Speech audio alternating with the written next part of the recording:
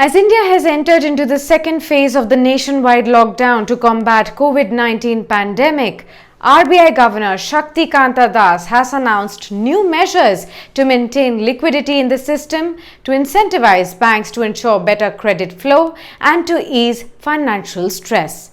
He actually stated that economic activities have come to a standstill during this lockdown and that the RBI is continuously monitoring the evolving situation. Now, to benefit NBFCs and microfinancial institutions, the RBI has announced 50,000 crore rupees worth of targeted LTROs or long-term repo operations. Institutions availing these funds will be required to deploy the same within 1 month. 50,000 crore rupees special finance facility will also be provided to financial institutions such as NABARD, SIDBI and NHB. Now, the RBI announced a cut of the reverse repo rate to 25 basis points to 3.75%. It did not tinker with the repo rate, but the governor did say that inflation trajectory is likely to fall below its target, which will create more policy space for the RBI to better address the challenges posed by the COVID-19 disease. So there could be more rate cuts really coming in. Now, earlier on March 27, the RBI had also slashed the repo rate by 75 basis points to 4.4%. The central bank has also asked all banks not to make any dividend payments to shareholders until further notice, keeping in mind the financial challenges. Loans given by NBFCs to real estate companies will get similar benefit as given by the scheduled commercial banks as well.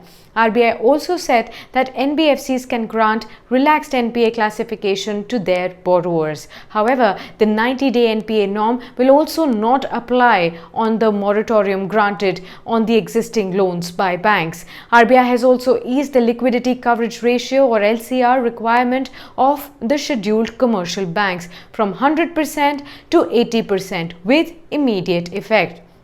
Now, LCR refers to the proportion of highly liquid assets held by a bank to ensure their ongoing ability to meet short-term obligations. Its relaxation will free up more capital for the banks.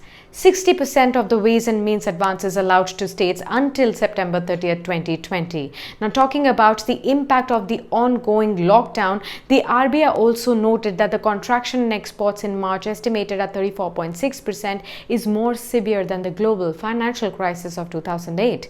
Now, automobile production and sales have declined sharply in March. Electricity demand has also fallen extremely sharply. Also, the impact of COVID-19 has not been captured in the IIP data for February.